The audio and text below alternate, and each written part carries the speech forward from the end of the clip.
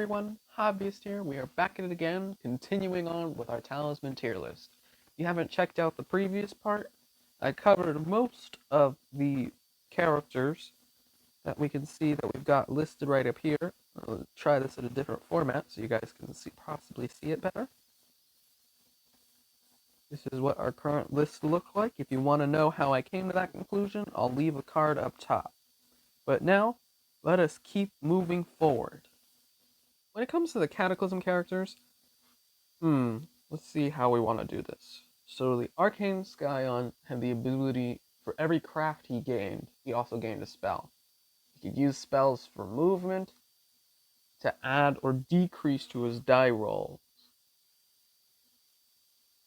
It could also be used for magic objects as well. Inside the scopes of Cataclysm, this does really good. Like, if literally he's getting a spell every time he gains a craft, and he can use magic objects to manipulate various areas. He can also look at a spell and take one. Honestly, he's just the thief of spells. So, when it comes to the tier list, honestly, let's grab you. We're gonna come up.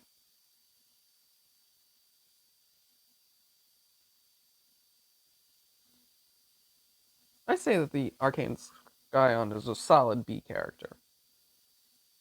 Barbarian, however,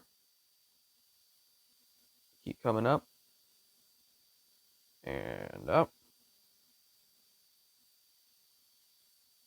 The reason that I would put him this far high as far as A goes is the fact that the Barbarian is the strongest character inside of Talisman, but he doesn't have any of the weaknesses that strength-based characters typically have. Unlike every other character that normally runs off of strength, the Barbarian actually has defense against psychic combat. He has his own magical resistance, which essentially is like armor, to where if you roll a 4, 5, or 6 in psychic combat, you can protect yourself from that. Spells can't affect you at all, so spellcasters can't do anything to stop you. And honestly, it's just a very, very powerful ability. Dare I say more powerful than the Assassin, because even though the Assassin's assassination works on pretty much any creature that, as long as you're at that strength 8 or up 10, the assassin still has weaknesses in regards to psychic combat spells in those areas. Whereas the barbarian doesn't have that problem. He can just go swinging if it's strength based, and he's got great magical resistance when it comes to psychic combat. Honestly, you couldn't have asked for a better character inside of the barbarian himself. And this just extends even further with more expansions you play. Because even though you might find more psychic type characters, or characters and creatures who fight with craft, you're going to have a lot better defense. And especially considering the fact that certain omen sets revolve around magic and being able to give you spells, the fact that you can't own them may be a downside, but it just makes it all the while better when it comes to surviving that particular omen set. So the barbarian has a very great and very rich diversity to him when it comes to playing with a full expansion game. The Black Knight, let's put him at the bottom of B. He's not terrible. His ability to constantly heal up to his life value every time he comes to the castle and the steel gold is nice, but that only takes him so far because all the other expansions have other challenges that psychically do more damage to the Black Knight than anything else. It's nice to be a moving Black Knight space. It really is. But I don't think it compares to any of the other characters mentioned above the rest of the competition. Now, the Mutant, honestly, is the new leader of D tier. The only reason that I would say that the Mutant leads D tier simply is because of the fact that in my personal opinion, The mutant is too much of a risk to play. Everything that the mutant does in order to get stronger, in order to mutate, in order to adapt to not becoming a toad, requires you to sacrifice health in exchange for potentially getting a boost in strength, craft, spells, life, etc. Inside of a full expansion game, you don't want to risk losing as much health as you do. And it's because of this risk that I can't confidently put the mutant in front of anybody else. Because the mutant could be great. You could be getting all the proper rolls that you need in order to successfully build your stats very quickly. It's very possible. But considering that Dark Fate exists in a full expansion game, it's not very likely to happen. Especially also considering the fact that for every failure that you have, you might potentially be losing even more health than you intended. And you're more likely to be killed off. But it's because of that risk for rewards, because it's almost 50-50, that puts the mutant better than everyone else in D tier, but it doesn't elevate the mutant to that level to where the mutant is a credible character that I would recommend you play as. If you're a high risk, high reward player, if that's just your style inside of Talisman, mutant is the best character for you. But I wouldn't expect to win too many games to play when you play as the mutant. I just wouldn't. That would just be a false expectation to have. But unlike the mutant, dare I say, the scavenger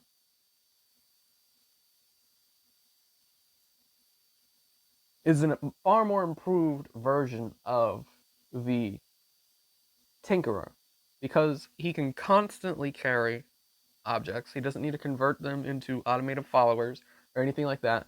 He has no carrying limit, meaning the more loot that you find in other expansions, you can constantly just keep hoarding and hoarding and hoarding. And his ability to stash any of the objects that he has on his card to protect it from other players is really nice. His ability to roll the 1 and to scavenge inside of the discard pile is really good. Especially, again, with more expansions, you have more cards to go through. And the more cards you have to go through, the more likelihood of you finding those objects and being able to pull them out from the discard pile you are able to do. When the scavenger is ever in play, it always has to warn the other players of, be careful of what you discard, because whatever you trash and throw away, or whatever you end up actually giving up, the scavenger might be able to dig that up and to take advantage of it for himself.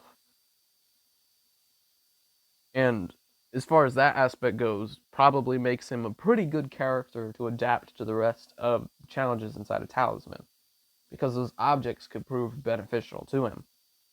But honestly, it's not good enough to where it makes him higher up on this list. There's still problems with Dragon and like actual physical battles and psychic combat, to where the scavenger isn't the best choice when it comes to deciding if the scavenger is a character to play as, in comparison to any of the characters that are going further up the B tier, all the way up to S tier, if you ask me. But otherwise, when it comes to the overall ranking of the Cataclysm characters, they average definitely higher than the rest of the expansions that we've had so far. A good portion of them land pretty high on this list, if you ask me. Sacred Pool characters. Okay. Honestly, Chivalric Knight. Oh, you go back there. Chivalric Knight. Quest rewards are incredibly powerful.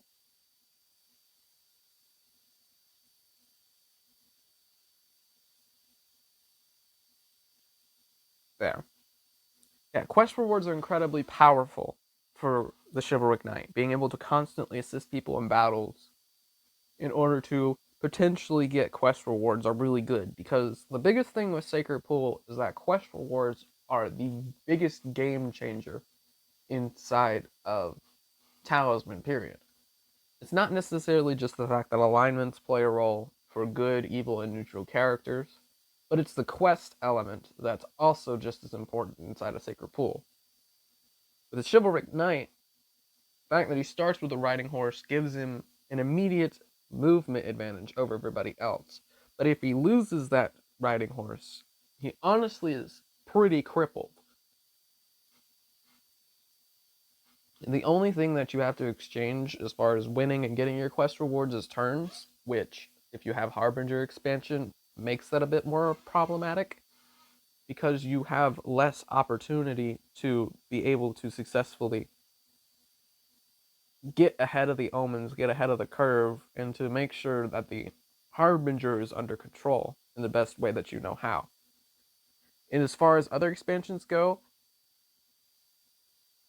it makes it a bit harder to get quest rewards, especially if, since, again, in the likes of Dragon and inside of the dungeon expansion, there are a lot more stronger enemy types, stronger spirits, and things of that nature, to where it would definitely become more difficult if you're trying to play as the Chivalric Knight.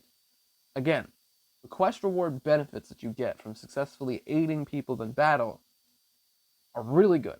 Probably the best game changer that you have, especially since, for example, one of the quest rewards is a magic door that can literally teleport you anywhere in from the middle region to any of the four corners or even the bridge area. Literally anywhere on those spaces. You could teleport straight to get to Destiny, teleport straight to the Lord of Darkness, teleport straight to any shop that you need to inside the city expansion, or straight to the Eagle King inside the Highland expansion. It's incredibly powerful and can make a huge difference in trying to take advantage of the various areas around you. So definitely, when it comes to the riding horse, I would put him at this B tier. Dread Knight, however, C tier. Warhorse is fine as far as the benefit and how easy he is to get back. The problem that I have, though, is that it requires the most use, the best use that you can get out of the Dread Knight is when you are able to defeat enemies, because when you defeat enemies, you're able to get spells out of them, regardless of if they're strength or whether they're craft-based. But again, in a full expansion game, you have a lot tougher enemies generally, and a lot more tougher areas, and not a whole lot of control over the actual game itself. Whereas with the Chivalric Knight, you have the quest rewards, which can greatly increase your chances of surviving inside of a full expansion game of Talisman. The Dread Knight doesn't have a whole lot going for him. He really doesn't. Whereas with the Magus, probably would put him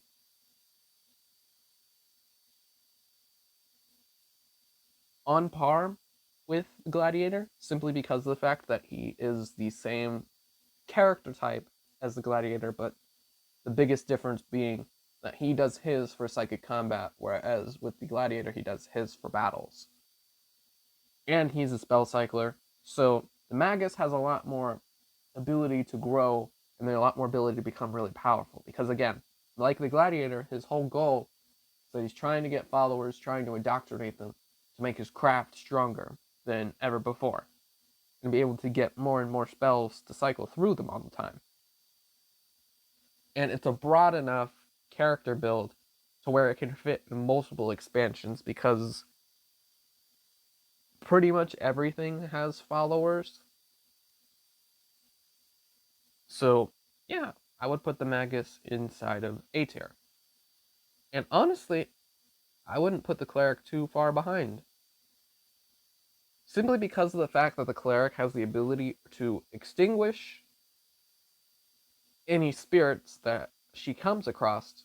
And even though she has the lowest physical health, it's the fact of the matter that Fate is more than just an ability to reroll or to use mechanics or for alignments inside of a expansion game. Fate can be used as health, either for yourself, or you can sacrifice Fate in order to save any followers that you get killed along the way. And of course, she gets praying benefits from the chapel and is able to get Fate back which honestly makes her a very solid character choice. Honestly, I would pick her before anybody else on B tier down, simply because her fate now has even more uses than what it did before. And being able to use fate and to be able to accumulate as much fate as you can is the biggest reason why I would put the cleric at A tier. So when it comes to the Sacred Pool characters, there's a bit of a gap, if you've noticed, as far as where the characters rank. I mean, we got two of them inside of A tier, Chivalric Knight's by himself in B tier, and the Dread Knight is almost at the bottom of C tier. So, Sacred Pool characters are mostly fine, if you ask me. Now we got the Dragon expansion characters. Honestly, if I'm being 100% honest with you, only maybe half of them are really good in other expansions aside from their own. Fire Wizard, you gotta be careful not to sleep on him. Because if you do, he can become a problem really quickly. Dare I say that I would probably put Fire Wizard here. That Pyroblast, whenever he's able to build craft and be able to roll higher than the enemy's strength, and automatically destroy any enemy that comes in his way, eliminates the need for you to build up strength, because you can just Pyroblast and automatically hurt whatever it is you're fighting. Whether it be characters, whether it be creatures, or enemies or spirits, especially with dragons, it's incredibly good. You're not affected by breath attacks, so you control that aspect of the dragon expansion decks, where now breath attacks are more common along dragons, so you stop yourself against that. And at the beginning of every turn, you're getting a spell. That just makes it all the more better for him. So yeah, I would honestly put Fire Wizard in probably one of the top 5 picks that I would have inside of my A tier. Conjurer, however, bottom of the C tier. Honestly, being able to move cards could be good, and cycling through spells is good, but again, this only applies to the adventure cards. Again, it's good for any other expansion, City, Highland, Dungeon, and Woodland, but it doesn't work in her own expansion. And I honestly think is one of the characters, in my opinion, that has kind of been the most throwaway, to where she's good enough to be better than the dumpster fire that is at the bottom, but not that much good enough. Minotaur, however, probably one of the better brute characters. Let's go here. Because the Minotaur gains benefits from movement. He can't use armor for reasonable reasons. He's a Minotaur. He's super big. I don't think his big chunky body would fit inside of a set of armor. He would try to probably squeeze through. But aside from that point, he has the potential with his Stampede to become the most dangerous character. Only falling short of the Ancient Oak because the Ancient Oak simply has more survivability in comparison to any of the other big characters that we've discussed inside of this tier list.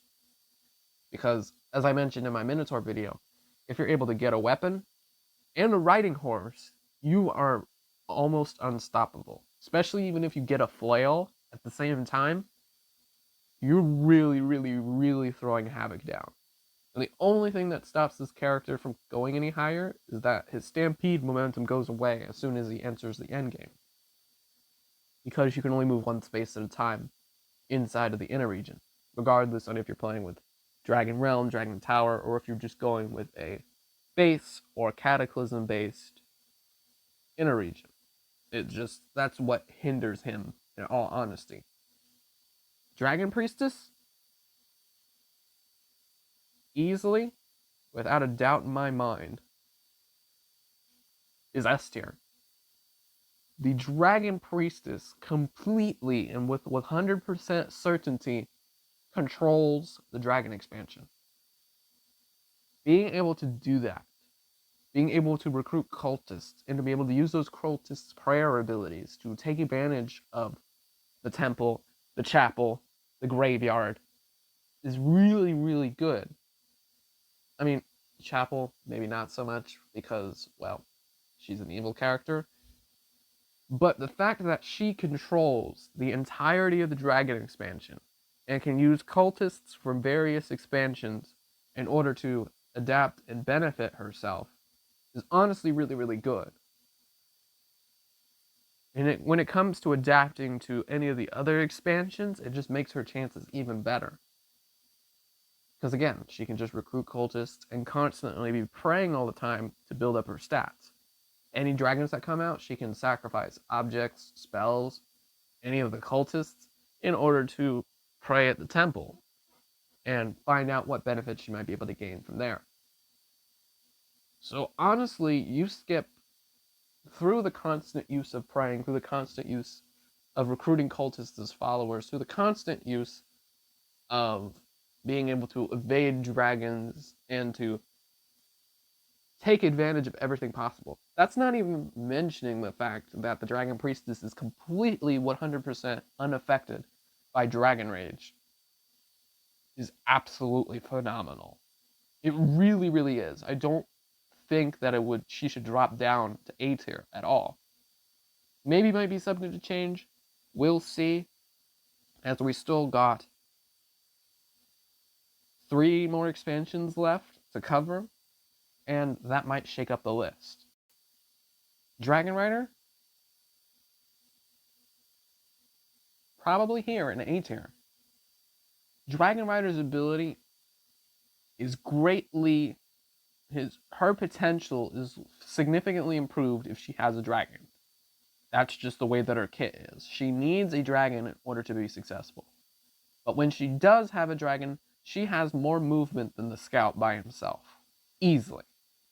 If you're able to get a dragon and a riding horse, you're able to roll 2 dice and add 3 to that, to move 3 additional spaces if you so choose. She has the best combat against dragons, in both battle and psychic combat at the same time. And she is able to get benefits from the dragons that she captures, which can greatly help her inside of other expansions. Honestly, she's pretty good. Outside the dragon expansion, a little bit more difficult because there's fewer dragons and fewer opportunities. But again, this whole tier list is based on if every expansion is in play. If every expansion is in play, the Dragon Rider stands a pretty solid chance in comparison. Dragon Hunter?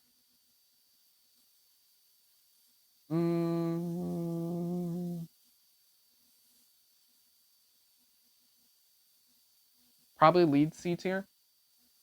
His Death Blow ability is what leads him in C tier, if I'm being quite honest. He's not quite B tier, he's not quite A tier, simply because of the fact that his Death Blow has a chance to fail, and maybe it might not be the best idea to be able to teleport to another dragon at the time.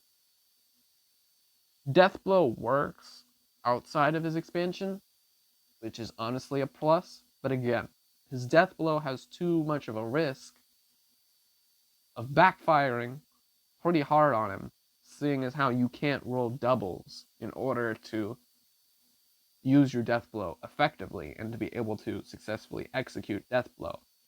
Honestly, that's pretty much the whole reason why I think his character is held back in comparison to the other dragon characters. Because, like I said, all the other dragon characters, they rank pretty highly in comparison. They're a little bit more spread out, not so clustered in any one particular tier. But honestly, that's just how I feel. Let me know down in the comments below if you agree or disagree or not. Reaper expansion characters. Okay. Dark Cultist runs into a similar problem that the mutant does, but her abilities aren't all risk, because there's no consequences for rolling on her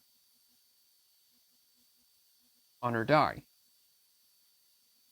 But honestly, she still sits on low C because praying to the forces of darkness makes that a bit of a problem. It's not so much the fact that she's committing to evil and that her alignment can't be changed, because alignment can or cannot play a role sometimes in a Talisman game. It just depends on the way the deck pans out in an all expansion game. And it's similar with the knight in regards to the alignment side of things. But, however, in my honest opinion,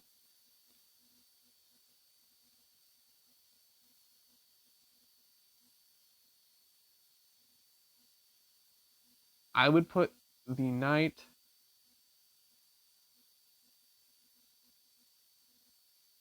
up here in B as well.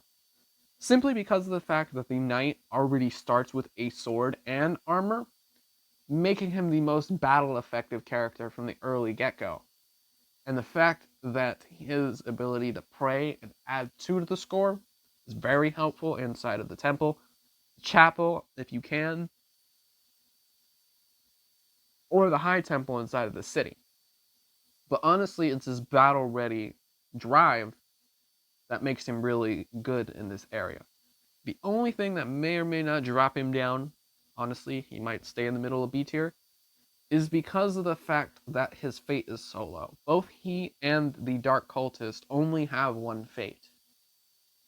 And surprisingly, for being characters who are inside of an expansion alone that have an NPC, aka the Reaper, that's a pretty big problem.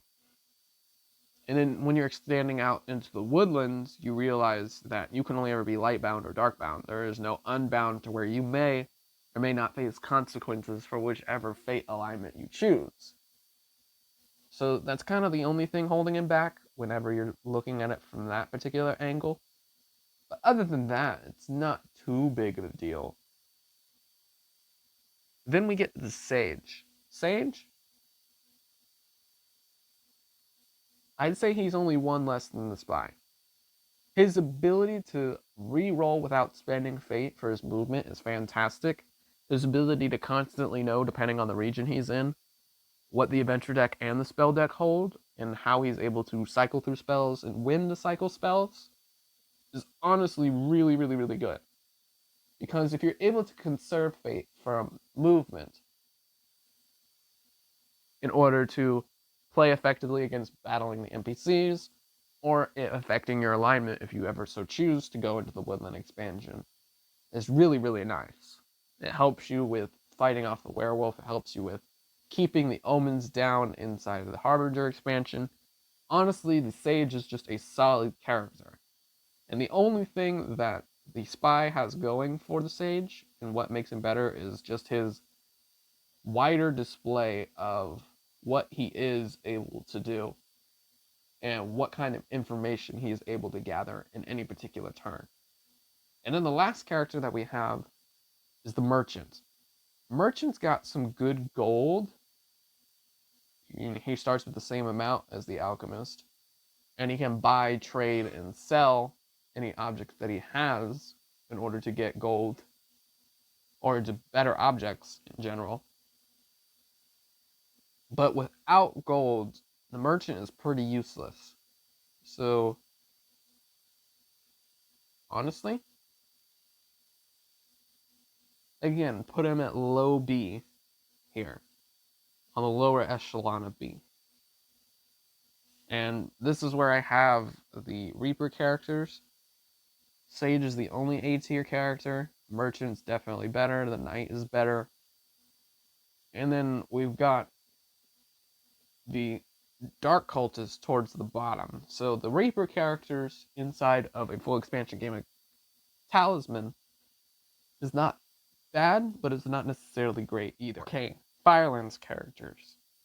Problem with the Firelands characters, as far as where I want to rank them all, is that they're all really good characters. They really are. It's just that it just depends on your playstyle and what you're kind of going up against as far as what you would choose, if you ask me. Because they all control different areas of the Firelands expansion, and they control different areas of Talisman in general, to where there really is no wrong pick like there are with the other expansion characters, to where you could easily win with any of these 4 characters. It's very possible. But when I put the Gin Blooded, honestly,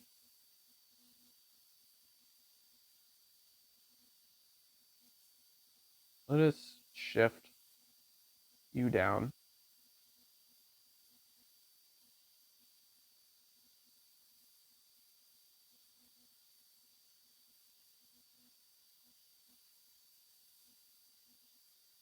Honestly, these two might hop up to A, the Gin Blooded and the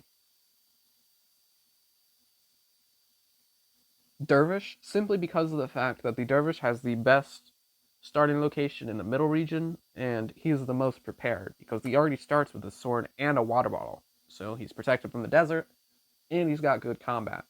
But his ability to move based on the strength of the enemy is absolutely fantastic because he can move any number of spaces up to whatever strength it is.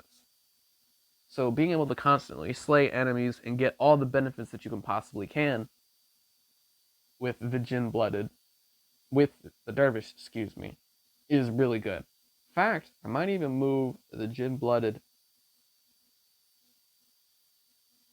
a bit higher on my list, primarily because of the fact that the Jinn Blooded's ability to bind spells and turn them against spellcasters is incredibly powerful. It really is. Like, if he has enough fate, he can constantly fight back against spells and just Uno reverse card whatever spell is thrown at him. It makes him incredibly powerful. It really does. So the Nomad. Okay, so the Nomad controls the terrain cards, which is great, especially if you have Harbinger, Cataclysm, and Firelands in play, because that combines all three of those terrain card decks together, and the ability to ignore them is really good. You can spend Fate to stay in a location, which might prove beneficial, depending on what certain dangers or omens might be out for you. It's really, really nice. So, honestly, this might be the only time to where I might put all of a singular expansion in the same tier.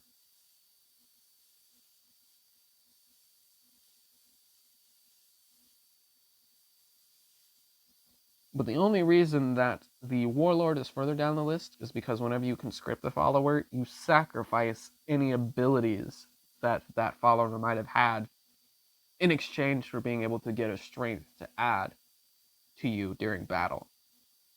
Which is the only thing that sucks because, again, inside of Talisman, as the more expansions you add, you have a wider variety of followers who are able to do you more good.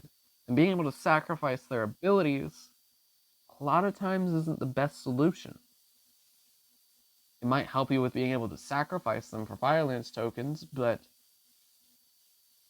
that's pretty much the biggest thing that the Warlord has going for him. Again, because the Warlord is a Fireland expansion character, he is able to adapt to the Firelands in a very different way from the other two. But if I were to compare the four, as far as the plane and scale of what they're able to do, I would put the Warlord towards the bottom of the list. But that's just only out of personal preference. If you ask me, any of these four Firelands characters are subject to change in regards to where you might want to put them on your list and where your playstyle is going to fit in the most. Now for the last expansion, the Frostmarch expansion. First and foremost, before we even get anywhere close,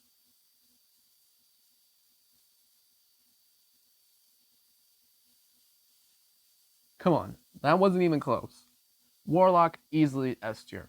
He's constantly getting spells back at the beginning of his turn, and it's very possible for you to be cycling 3 spells at a time. That is absolutely ridiculous. And the fact that in a full expansion game, whenever you're completing Warlock's quest, you get a total of 3 different options whenever you return to the cave. So for normal players inside of a full expansion game, whenever you complete a Warlock's quest, you go back to the Warlock's cave, you have the choice of either getting a talisman or picking up a quest reward. With a Warlock, you have the ability to get a talisman, get a quest reward, or from the purchase deck. Now, remind you, the purchase deck is combined with the base game and the Cataclysm. you get to choose one card from that deck as well. So you could constantly be running to the Warlock's Cave for several turns, completing multiple Warlock's quests, being able to accumulate all sorts of loot for yourself without having to draw cards. You have the ability to pick up quest rewards that can give you benefits and charms and boosts. And then you're able to finally, of course, towards your middle to late game, pick up that talisman you need in order to make it inside of the Crown of Command. And at the same time, you're constantly building up your craft, because you already start the game with 2 spells. So you can be using those spells, cycling 2 spells at a time, and then eventually working your way to where you're now cycling 3 spells at a time. He has the most spell cycling ability to where if you can be cycling through the whole spell deck, honestly, I would encourage you to do so. Because once you do, you are practically unstoppable, with the only teeny tiny window being if he uses all of his spells, in which that would be the time to attack him, because he doesn't have spells, and you would want to do it before it gets back to him, where he gets all his spells back. I mean, the only other thing is that he sucks against strength-based, but that's to be expected with psychic characters. But other than that, the Warlock is absolutely a powerhouse inside of this game, even with as many expansions as there are now. Leprechaun has some of the best movement, but honestly, it's not that worth it. Probably put him here. Being able to get 3 gold from landing in the woods is nice. Being able to roll a 6 and teleport is nice. But, again, it only is useful for so much. It might be able to teleport you to other various locations that you may need to go, but there's not a whole lot of control in regards to how you're controlling any of the other expansions. Because with Frostmarch, all you ever get is new adventure cards to add to the deck, new spell cards to add to that deck, and new Warlock's Quest cards, with a couple alternate endings, of course. And even with that, the Frostmarch doesn't do a whole lot. Now, when it comes to with City expansion, I would put the Leprechaun a bit higher on my list. Honestly, I might jump him up to low B here, just because that gold boost does help him. But other than that, he doesn't got much going for him. Necromancer? Do I dare? Honestly, there. And then the Ogre Chieftain.